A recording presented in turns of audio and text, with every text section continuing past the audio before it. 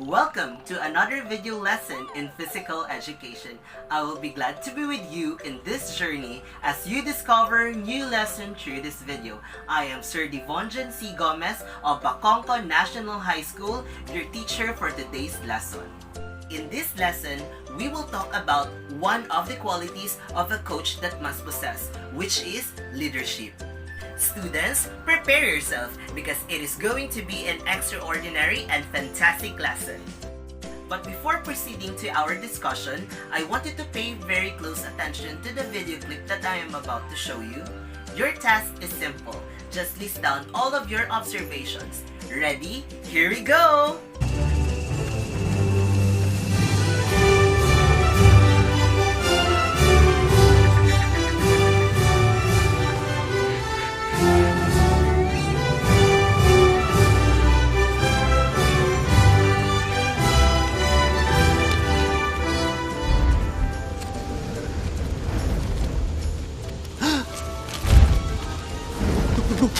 Oh no!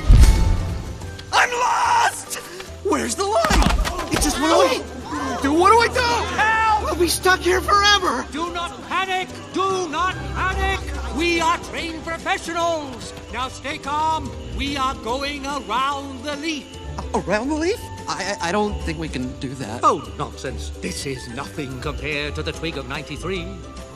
That's it. That's it. Good! You're doing great! There you go! There you go! Watch my eyes. Don't look away. And here's the line again. Thank you, Mr. Soil. Good job, everybody!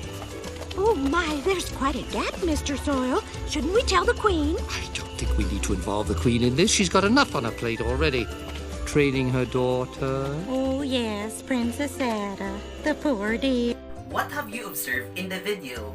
Why do we need to have this kind of quality? As a coach, is it important to have this kind of quality? These questions will be our guide in learning our lesson for today. Are you excited to learn? Let's go! After going through this lesson, you are expected to attain the following objectives. At the end of the chapter, the student is expected to define leader and leadership, point out the approaches and theories of leadership, identify the components of effective leadership, discuss the value of leadership powers, and demonstrate an effective leadership. Before anything else, let me remind you that in order to achieve our objectives, you need to pay very close attention to whatever I discuss in the video lesson. Is that clear, students? Good! What is a leader? Gardner defined leader as a person who significantly influences the thoughts, behaviors, and feelings of others. A leader guides the members to achieve goals and objectives. Qualities of a good leader. Moreover, Honorato 2004 described the qualities of a leader to become effective in communicating with athletes. A coach as a good leader must have to: Number 1. Communicate well and make the athletes around him or her better. Number 2. Articulate what the athletes think and how they feel in an understandable manner. Number 3. Speak in a way that team members want to listen. Number 4. Verbalize concerns to each athlete in a manner that inspires, encourages, and challenges. Number 5. Honestly evaluate athletes' strengths and weaknesses. Number 6. Have a clear idea as to where team members are going. Number 7. Focus on finding ways to get the task done.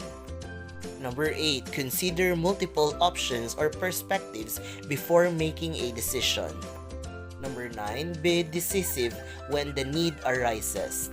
Number 10. Be able to move on to the next task. Lastly, number 11, train athletes to be a good leader. What is leadership?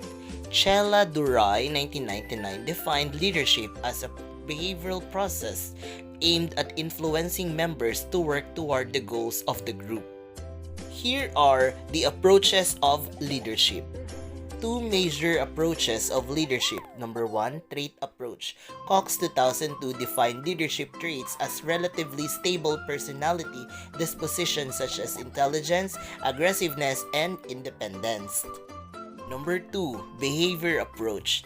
Wu and Cox viewed this approach as leadership with observable actions instead of personality traits. Contrary to traits, behaviors could be observed, measured, acted, and motivated. Two styles of leader behavior according to Ratzbark 2001 from the University of Michigan that identify the two styles of leader behavior. Production-centered behavior, when a leader pays close attention to the work of subordinates, explain work procedures, and is keenly interested in performance. Employee-centered behavior, when the leader is interested in developing a cohesive work group and in ensuring members are satisfied with their tasks. Initiating structured behavior, when the leader clearly defines the leader's subordinate, establishes formal lines of communication, and determines how tasks are to be performed. Consideration behavior, when the leader shows concern for subordinates and attempts to establish a warm, friendly, and supportive climate. Here are the theories of leadership. In sports psychology, the commonly used leadership theories I described below. Number 1, the Cheladuri's multidimensional model of leadership. As discussed in Chapter 8, this model showed the distinctions among required, actual, and preferred behavior of leaders. Number 2, mediational theory of leadership. Small, Smith, and Associates, cited in Robert Spink and Pemberton 1999, formulated the sport-specific theory of leadership in the youth sport. Two phases of mediational theory of leadership. The first phase was the development of coaching behavior assessment systems, or CBAS. It is composed of many categories describing coaching behaviors such as reactive behaviors and spontaneous behaviors. The second phase was the use of CBAS to determine the relationship between the behavior of baseball coaches and player perceptions of coaching behaviors. As a whole, Small and Smith, cited in Wayburn and Gold 1999, presented the categories of coaching behavior as described below. Reactive behaviors. Number 1, responses to desirable performance. We have here the reinforcement, a positive rewarding reaction. It could be verbal or non-verbal to a good play or good effort. Non-reinforcement, failure to respond to a good performance. Another type of reactive behavior is the response to mistakes. Mistake contingent, encouragement given to a player following a mistake. We have here the mistake, contingent technical instruction or demonstration to a player on how to correct a mistake he or she has made. Another is the punishment, a negative reaction, verbal or non-verbal, following a mistake. Next is the punitive technical instruction following a mistake given in a punitive or hostile manner. Ignoring mistakes, failure to respond to a player's mistake. Another type of reactive behavior is the responses to misbehavior, keeping control, reactions intended to restore or maintain among team members. We have 7 spontaneous behaviors. Number 1 is the game related. So general technical instruction, spontaneous instruction in the technique and strategies of the sport, not following a mistake. Under game related, we have here the general encouragement, spontaneous encouragement that does not follow a mistake. Another is the organization, administrative behavior that sets the stage for play by assigning duties or responsibilities. Another type of spontaneous behavior is the game irrelevant, general communication interactions with players unrelated to the game. Another, number 3, we have the Fiedler's contingency theory. Fiedler 1967 originally posits that this theory is a two-way interaction between a measure of leader task motivation versus relationship motivation and a measure of what was initially referred to as situational favorableness and later relabeled to situational control. Number 4 is the path goal theory. House and his associates 2000 explain this theory as leaders who are effective because of their impact on subordinates' motivations, ability to perform effectively, and satisfactions. Next one, number 5, life cycle theory. Cox 2002 maintains that this theory emphasizes the leadership behavior on the subordinates and not on the leader. Leaders and coaches must be sensitive to the specific maturity level of the athlete and his or her leadership styles in a given situation. Number 6, normative theory of leadership. Vroom and his associates, cited in 1997, proposed this theory to leaders who make decisions must have the proper amount of input given to the subordinates. There are 5 various types of decisions are described below. Number 1 is the autocratic one. AI, the leader makes the decision alone with the information already available. Next is the autocratic 2. The leader acquires information from subordinates and then makes the decision alone using the information gathered. Next is the consultative 1. The leader consults with subordinates individually, acquiring information and their suggestions or comments. The leader then makes the decision alone using the information gathered. Next is the consultative 2. The leader consults with subordinates in a group meeting, acquiring information and their suggestions or comments. Type of decision is the group decision. The leader consults with subordinates a group meeting, acquiring information and their suggestions or comments. The last type of spontaneous behavior is the attributional theory of leadership. 1997 maintains that this theory focuses on leaders' evaluations of the performance of subordinates and that the attributional process has an impact on the evaluations. Components of effective leadership in consonance with the personal and situational factors, understanding the 4 components such as leader qualities, leadership style, situational factors, and followers qualities would contribute in developing effective leadership. One component is the leader's qualities. Parcells, cited in Weinberg and Gould 1999, mentioned the qualities of the football coach and a winner of the 2 Super Bowls which had proven successful in leadership. The keys to successful leadership are as follows. Is integrity. A leader's philosophy must have a sound structure, must be rooted in his basic values, communicated and accepted throughout the organization, resistant to outside pressure and remain in place long enough to allow for success. Next is flexibility. Traditions are made to be broken. If you're doing something just because it has always been done that way, then you may be missing an opportunity to do better. Loyalty.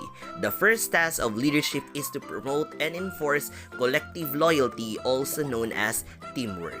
Confidence. If you want to build a strong confidence in your players and coaching staff, give them responsibility and decision-making capabilities and support them in their attempts. Candor. When sending a message, it's not nor enough to be honest and accurate. The impact of the message will hinge on who is receiving it and what they are willing to take it at that time. Preparedness. Well-prepared leaders plan ahead for all contingencies, including the ones they consider unlikely or distasteful. Resourcefulness. At its most basic level, resourcefulness is simply resilience, a refusal to quit or give in even when all seems bleak. Self-discipline. There is always a way to compete even against superior forces, but it requires strict adherence to a calculated plan. Patience. Patience is rarest and most valuable when an organization is performing poorly. It's not enough to know what changes must be made. It's equally important to decide when to make them. Another component of effective leader is the leadership styles. Weinberg and Gould 1999 pointed out democratic or authoritative styles can effectively integrate and blend as long as coach can have positive interaction with athletes in remaining focused on achieving excellence. The third component of effective leader is the situational factors. Martin, cited in Weinberg Gould 1999, had enumerated several situational factors that are necessary in the formulation of effective leadership programs in sports. These are: is it team or individual sport? Team sport athletes typically prefer more autocratic leaders than do individual sport athletes. Next is it an interactive, example basketball, or coactive bowling sport? Interactive team athletes prefer more task-oriented leaders than do coactive team athletes. What is the size of the team? As the group size increases, it becomes more difficult to effectively use a democratic leadership style. How much time is available? When little time is available, a task-oriented leader is more desirable. Does the group have particular leadership tradition? A group that has a tradition with one style of leadership will typically have difficulty in changing to another style of leadership. Powers of leadership. Successful teams are managed by effective leaders. Coaches and exercise specialists are leaders who seek to assure each athlete maximum opportunities to have success. Furthermore, French and Raven, cited in 1997, identified 5 sources of leadership power as described below. Number 1, expert power, the ability to change another individual's attitude or behavior because a person is believed to be knowledgeable, skillful, or talented in a certain area. Number 2, legitimate power, the ability to change another individual's attitude or behavior because of a person's position in the organization. For example, a coach in a strict sense is an authority figure that athletes must follow. Number 3, referent power, the ability to change another individual's attitude or behavior because a person is liked and respected by the group members. Number 4, reward power, the ability to change someone's attitude or behavior because a person has access to one or more desired rewards. Number 5, coercive power, the ability to change someone's attitude or behavior because a person controls access to one or more punishments. For example, the coach imposes sanctions such as preventing athletes to play, reprimands them, or dismiss them from team sport.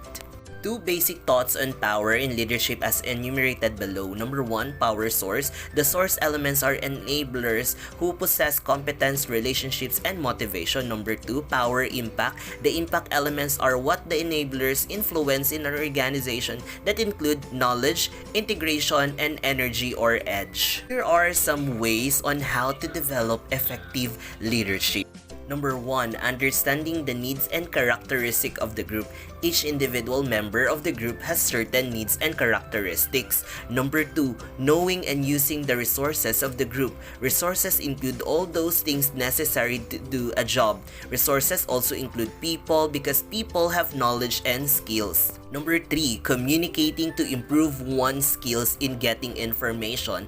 And number 4, planning. Planning is an important part of everything that an individual can do in order to reach the goal of the game.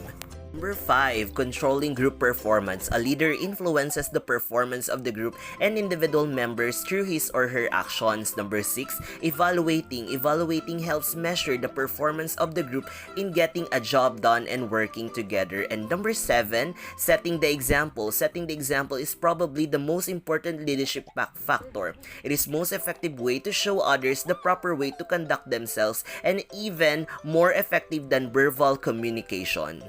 Number 8, sharing leadership. While there are various ways to exercise leadership, the goal of effective leadership is exemplified in a quote from the ancient Chinese philosopher Lao Tzu, but a good leader, when the work is done, his aim fulfilled, they will say, "We did this ourselves." Number 9, counseling. Counseling is important to help people solve problems, to encourage or reassure, to help the team reach their potentials. And lastly, number 10, effective teaching is a process that will increase the knowledge, skills, and attitudes of the group and its members. The focus is on learning, not teaching. For teaching to be effective, learning must take place. That ends my presentation. I hope you have learned anything from our discussion. If you have any questions or difficulties in our lesson, you can watch the video anytime.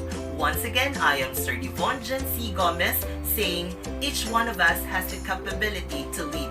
And let us always remember the difference between a boss and a leader.